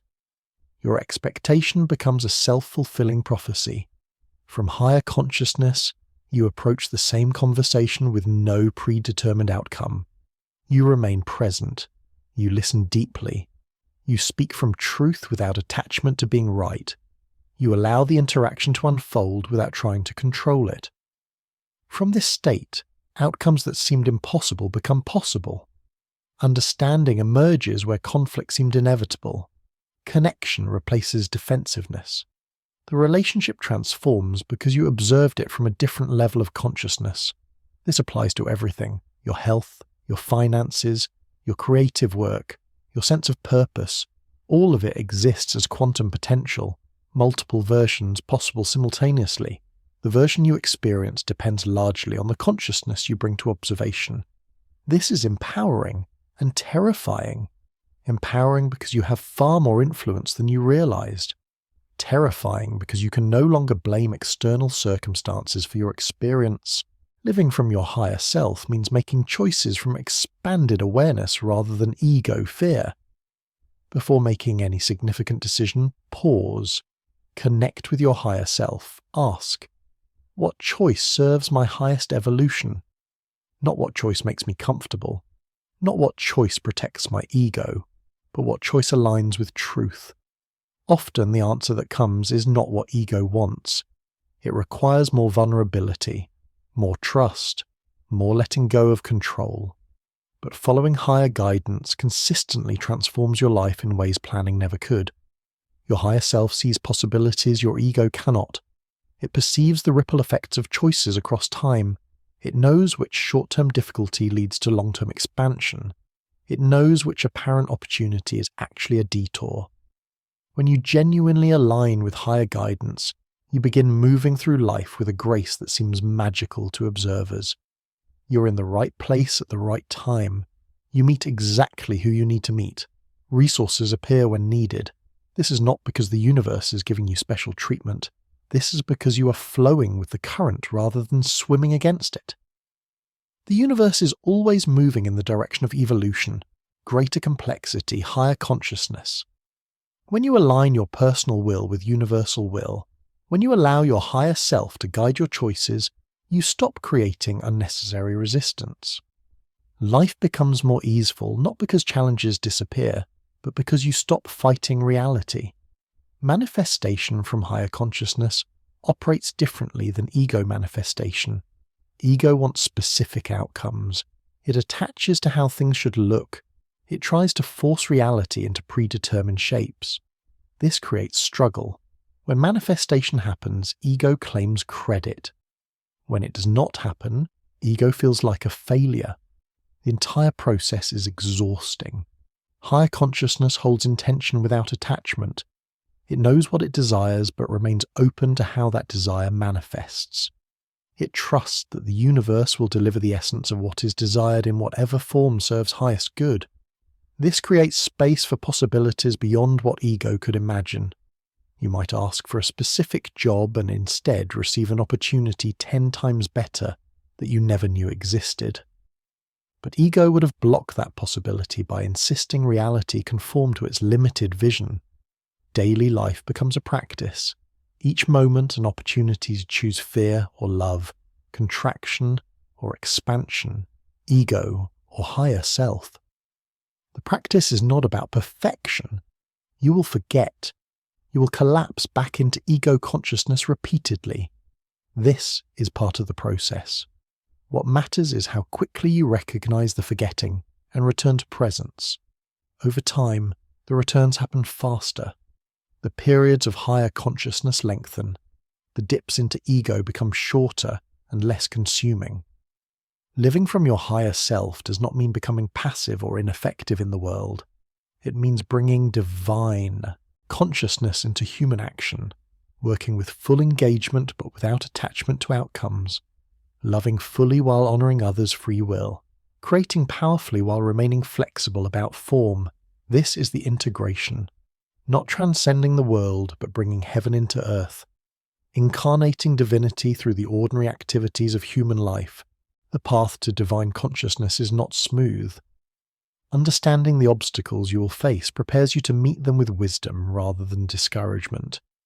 These obstacles are not punishments or signs you're doing something wrong. They are inherent features of the transformation process. Natural resistances that arise when consciousness attempts to reorganize itself at a fundamental level. The first major obstacle is ego resistance. As you begin to awaken, the ego recognizes a threat to its existence.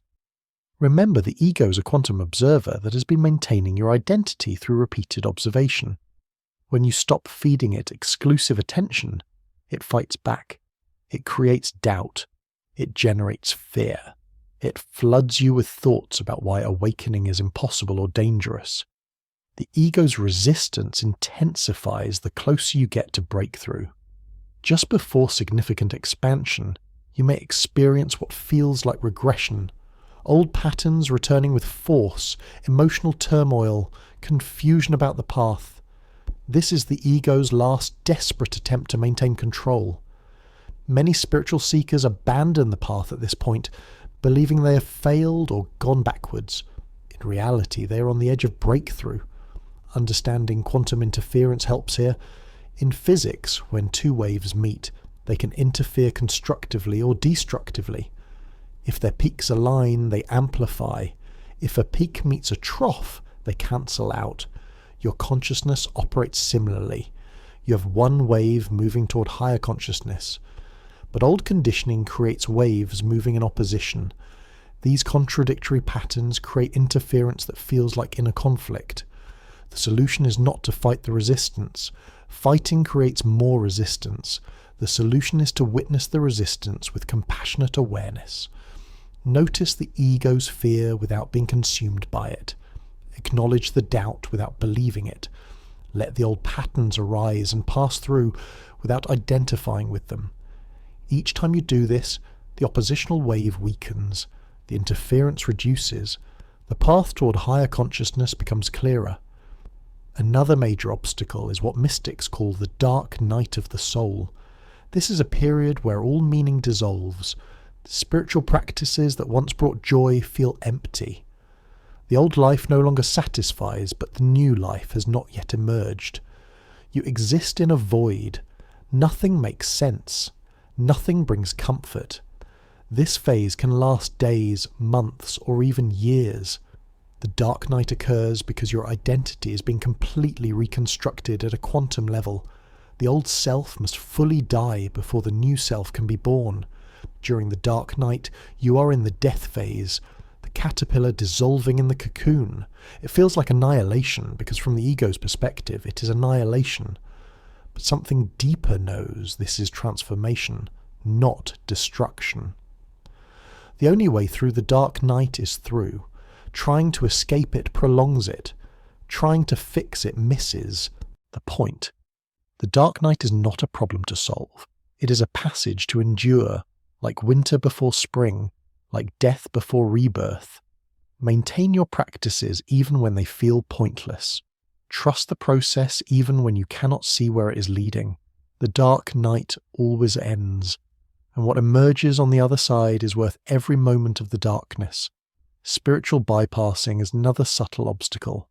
This is using spiritual concepts to avoid dealing with psychological wounds, telling yourself everything is perfect when you are actually in pain, claiming you have transcended ego when you are actually suppressing emotions, using Enlightenment philosophy to justify narcissistic behavior. This creates false light, a spiritual persona that seems advanced but is actually avoiding genuine growth. True awakening includes psychological integration, shadow work, healing trauma, taking responsibility for your impact on others. Enlightenment does not mean transcending human emotions. It means experiencing them without being controlled by them.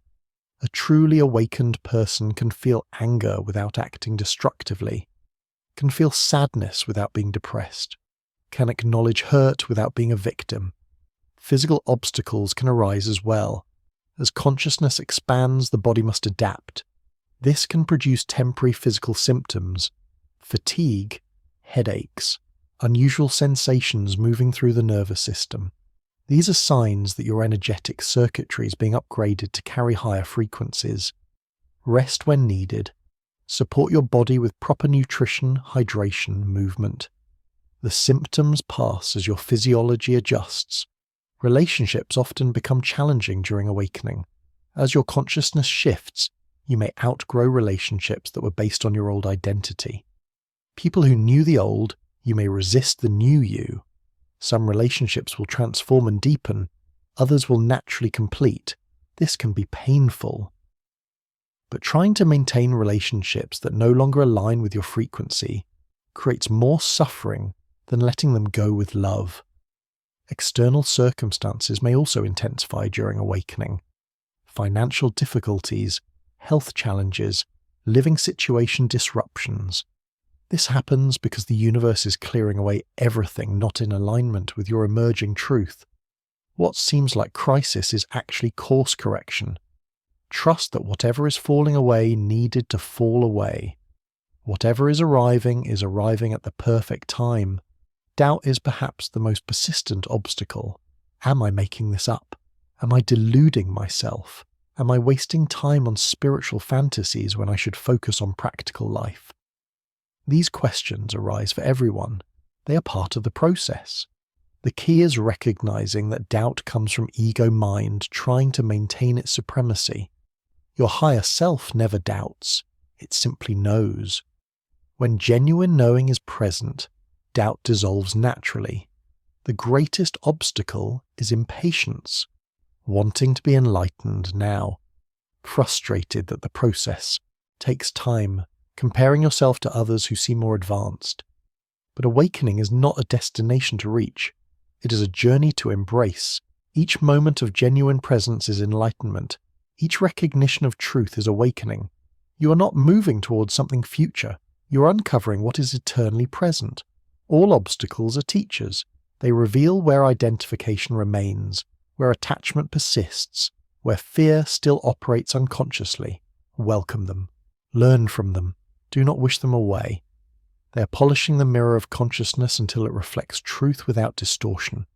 Every challenge makes you stronger, wiser, more capable of embodying higher consciousness. The path is the destination. The obstacles are the path. Your awakening is not just personal. It is part of something vastly larger.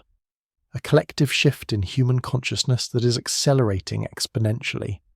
You're not alone on this journey. Millions of people around the planet are experiencing the same stirring, the same recognition, the same call to remember their divine nature. This is not coincidence. This is evolution. Human consciousness exists as a collective field, just as individual consciousness emerges from and connects to universal consciousness. Individual humans are nodes in a planetary consciousness field. What one person experiences affects the whole field. When one person awakens, they shift the frequency of the entire field slightly. When millions awaken, the shift becomes undeniable. Research on global consciousness has produced fascinating findings. Scientists have placed random number generators around the world measuring quantum fluctuations. These devices normally produce random output. But during major global events, during moments when millions of people focus attention on the same thing, the randomness decreases. The devices produce patterns, as if collective consciousness is organizing randomness into coherence. This phenomenon intensifies during meditation events. When thousands of people meditate simultaneously with intention for peace, measurable effects occur. Crime rates drop. Hospital emergency visits decrease. Violent conflicts reduce. This has been documented repeatedly. It is called the Maharishi effect after the teacher who first proposed it. Consciousness is not locked inside individual skulls. It is a field. And coherent consciousness in the field affects everyone in the field. Your individual practice contributes to this collective coherence. Every time you choose presence over reactivity, you strengthen the field. Every time you operate from love rather than fear, you raise the collective frequency. You may feel like your personal awakening is small and insignificant, but in a quantum field, there are no truly isolated events. Everything affects everything. The concept of the 100th monkey illustrates this. Researchers studying monkey populations on separate islands notice something strange. When a certain number of monkeys on one island learned a new behavior, monkeys on distant islands spontaneously began exhibiting the same behavior, with no physical contact between the populations, as if the learning spread through a consciousness field once critical mass was reached. Humanity may be approaching a similar threshold. There may be a critical mass of awakened individuals needed before collective consciousness tips into a new state. We cannot know the exact number, but we can know that every individual who awakens brings humanity closer to that tipping point. Your contribution matters more than you realize. The collective awakening is not uniform.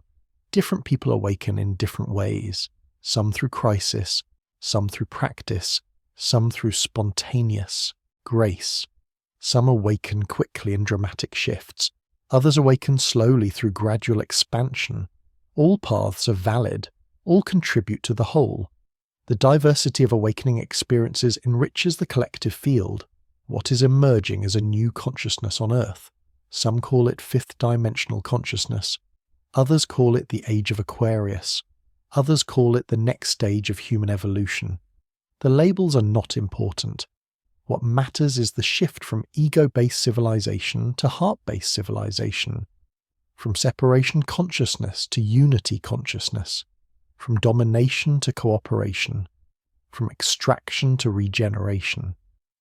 This transition is not comfortable. The old structures built on separation consciousness are collapsing. Economic systems, political systems, social systems, all designed around competition, hierarchy, and control. As consciousness evolves, these systems become obsolete. They cannot accommodate the new frequency, so they destabilize and break down. This creates upheaval, but the breakdown is necessary for breakthrough. You are being called to participate in this transformation, not as passive observer, but as active creator. Your every choice either reinforces the old paradigm or births the new. When you operate from fear, you feed the old system.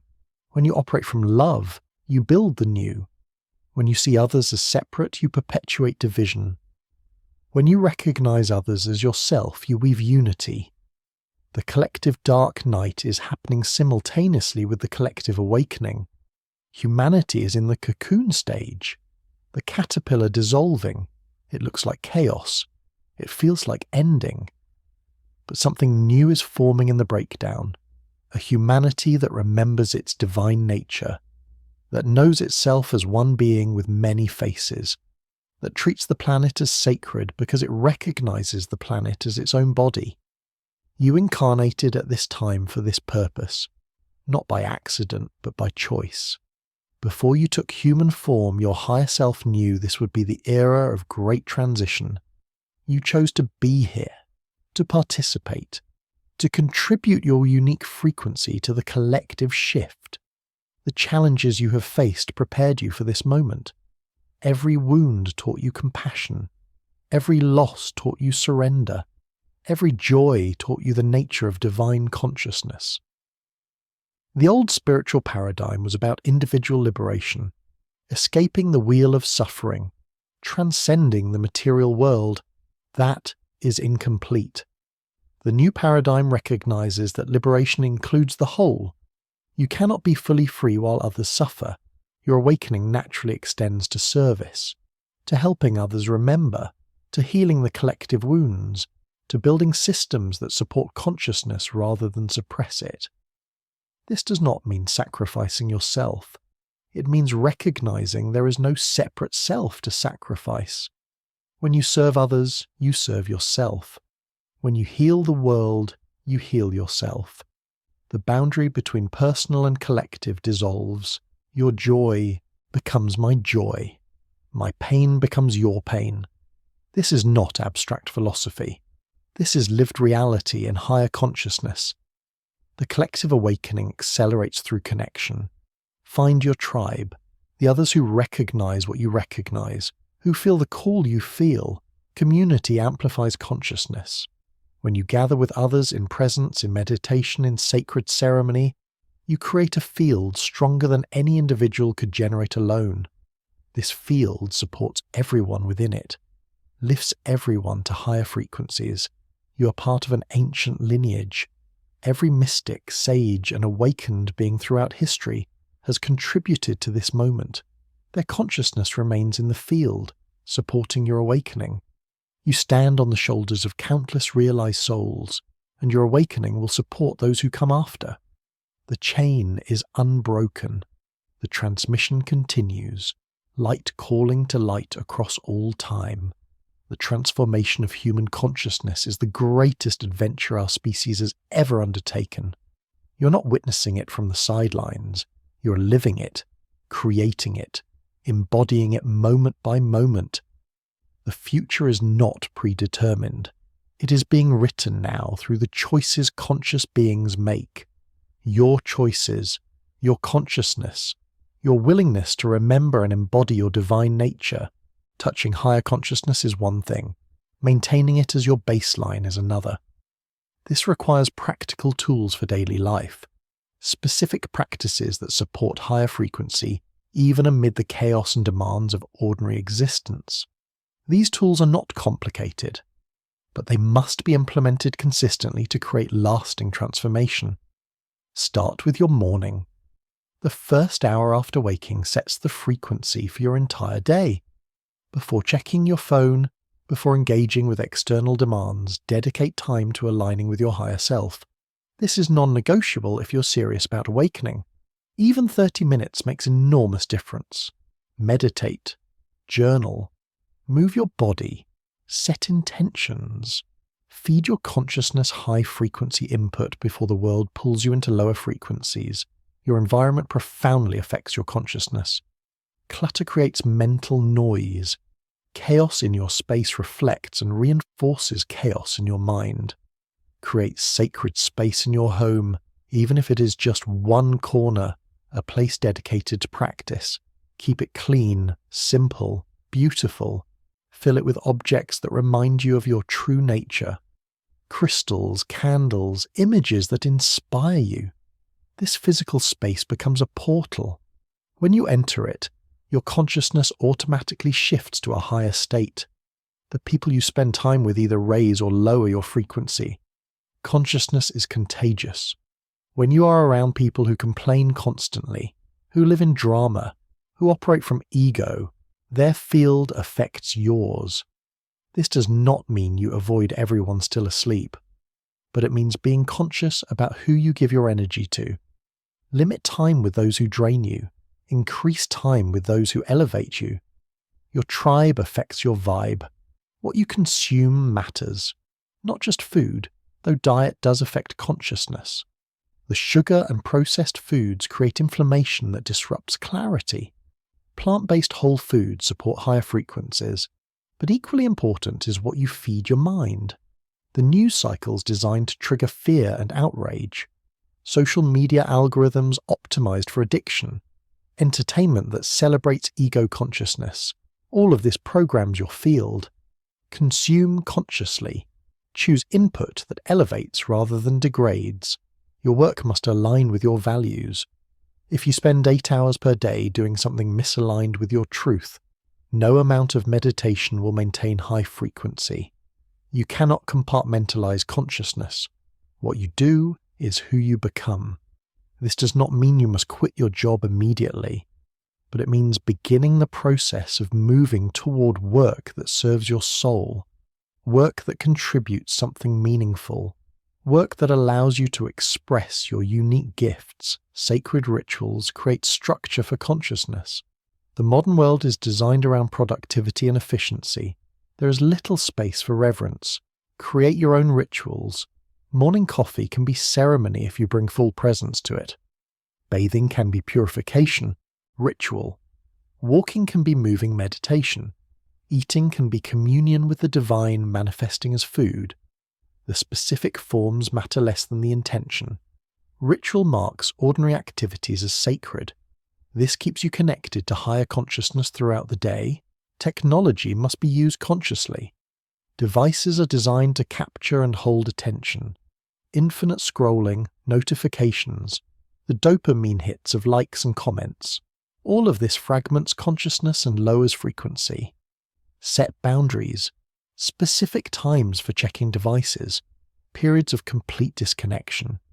Use technology as tool, not as master. When you control your relationship with technology rather than letting it control you, you reclaim enormous amounts of energy for higher purposes. Sleep is when your consciousness processes and integrates. Most people do not sleep well because they bring the chaos of the day into the bedroom. Create a sleep sanctuary. Darkness, silence, comfortable temperature, no devices. Establish a wind-down routine that signals your nervous system it is time to rest. Read spiritual texts, journal, gentle stretching. This allows you to enter sleep from a higher state. Your dreams become more lucid. You wake more refreshed and aligned. Movement practices keep energy flowing. Consciousness can become stuck in the head, conceptual, disconnected from the body. Regular movement grounds spiritual realization in physical form. Yoga, Tai Chi, dance, walking in nature. Any practice that unites body and breath and awareness. This embodiment is essential. The goal is not transcending the body, but enlightening the body. Bringing higher consciousness fully into form. Creativity is another portal. When you create, you channel something beyond ego. Whether you paint, write, make music, garden, cook, or build, The act of creating connects you with the creative force of the universe. Ego steps aside, something larger flows through. You experience yourself as instrument. This is practice for life itself, learning to let life live through you, rather than trying to control life from ego. Service keeps you humble and connected. When you help others, you remember that awakening is not about personal achievement. It is about recognizing the one consciousness in all forms. Volunteer, teach, share your gifts freely. Not from obligation, but from genuine recognition that serving others is serving yourself. Service prevents spiritual ego from taking root. It keeps you grounded in love rather than inflated with knowledge. Finally, develop a practice of daily review. Each evening, reflect on the day from witness consciousness. Notice when you operated from ego and when you operated from higher self. Do this without judgment, pure observation. This develops the meta-awareness necessary for sustained awakening. You become conscious of your consciousness, aware of your patterns, able to choose which patterns to continue and which to release. These tools work together synergistically. Each practice supports all others. Morning meditation makes it easier to maintain presence during the day. Sacred space reinforces intention. Conscious consumption protects your field. Aligned work allows you to express your truth. The combination creates a lifestyle that naturally maintains higher frequency. Not as effort, but as the effortless expression of who you actually are. This is the moment. Not some future moment when conditions are perfect. Not after you read more books or take more courses. Not when you feel more ready or more deserving. This moment. Right now. As you absorb these words, this is your quantum leap. Everything you have experienced in your life has led here. Every joy that opened your heart, every pain that cracked you open, every relationship that taught you about love, every loss that taught you about impermanence, every glimpse of something more that kept you searching, all of it has been preparing you for this recognition. You are divine consciousness temporarily embodied in human form. You have always been. You will always be. The only question is whether you will remember or continue forgetting. The quantum field is listening to your intention right now. Your consciousness is collapsing infinite potential into specific reality. What you choose in this moment echoes across your entire timeline, past and future reorganizing themselves around the choice you make now. This is not pressure. This is power. Your power. The power of conscious observation to determine which reality manifests. You do not need to have everything figured out. You do not need to be perfect. You do not need to be free of doubt or fear or confusion. You simply need to say yes. Yes to your higher self. Yes to the journey of awakening. Yes to remembering your true nature. That single act of commitment initiates quantum cascade. Synchronicities begin arranging themselves. Teachers appear, resources manifest, opportunities open. The universe responds to genuine intention with overwhelming support. Start tonight. Before you sleep, sit in silence for 5 minutes. Place one hand on your heart. Feel the beating that has sustained you since before you were born. Feel the breath that connects you with all breathing beings. Then speak these words aloud or silently. I remember. I am divine consciousness. I am infinite awareness temporarily focused into this form. I release identification with the small self. I claim my birthright as the eternal witness. I align with my highest truth. Feel the words in your body, not as concept, but as visceral recognition. Something in you knows these words are true. Something deeper than thought. Older than your personality. That part is your higher self, and it is rejoicing that you are finally listening, finally remembering, finally coming home. Tomorrow morning, wake 30 minutes earlier than usual.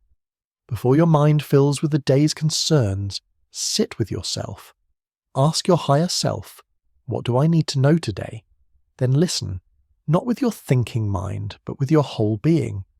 The guidance will come, maybe not in words, maybe as feeling or knowing or intuitive sense. Trust it. Follow it. This is how you begin to build relationship with the deepest truth of what you are. Find others on this path. You cannot do this alone, not because you are weak, but because consciousness is relational. Community amplifies awakening. Look for a meditation group, a spiritual gathering, online spaces where people share this journey. When you gather with others in authentic presence, something happens that cannot happen in isolation. The collective field becomes stronger than any individual contribution. You will be supported in ways you cannot imagine. Commit to one practice and stay with it. Do not jump from technique to technique seeking the magic formula. There is no magic formula. There is only consistency. Choose meditation or breathwork or journaling or yoga or contemplation. Do it every day, even when it feels pointless, even when nothing seems to happen. The transformation occurs beneath the surface before it becomes visible. Trust the process. The results will come if you remain faithful to the practice. Expect resistance. When you commit to awakening, everything not aligned with that commitment will surface. Old patterns will intensify. Fears will arise. The ego will create drama to pull you back into identification. This is not failure. This is success. The resistance proves you are making real change. Meet the resistance with compassion, with witness consciousness, with patient understanding. It will pass. Everything passes. Only awareness remains. You may lose things on this journey. Relationships that no longer match your frequency. Work that no longer serves your soul. Identities that no longer fit. Beliefs that no longer feel true. Let them go. Not with bitterness, but with gratitude. They served their purpose. They brought you here. Now you are ready for something truer, something closer to your actual nature. The universe will provide what you need. But first you must release what you have outgrown. This path is not for everyone. Most humans will remain asleep, playing out conditioned patterns, living from ego, never questioning the nature of reality. This is not judgment, it is observation. Some souls require more time in the dream.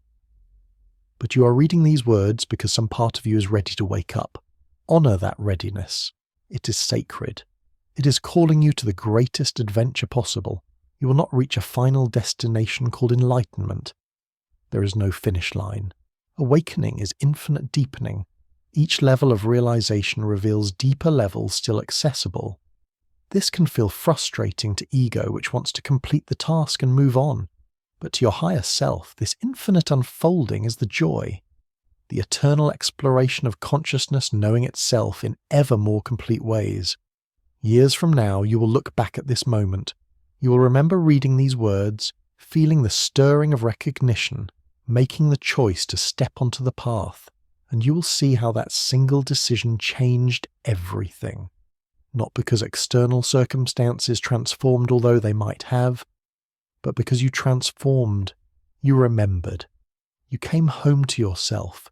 You embodied the truth that you are and always have been divine, consciousness. The moment is now, the door is open, your higher self is waiting, not with judgment, not with demands, but with infinite patience and unconditional love, waiting for you to recognize it as yourself, to step through the illusion of separation, to claim your birthright as eternal awareness. Say yes. Remember who you are. Begin now.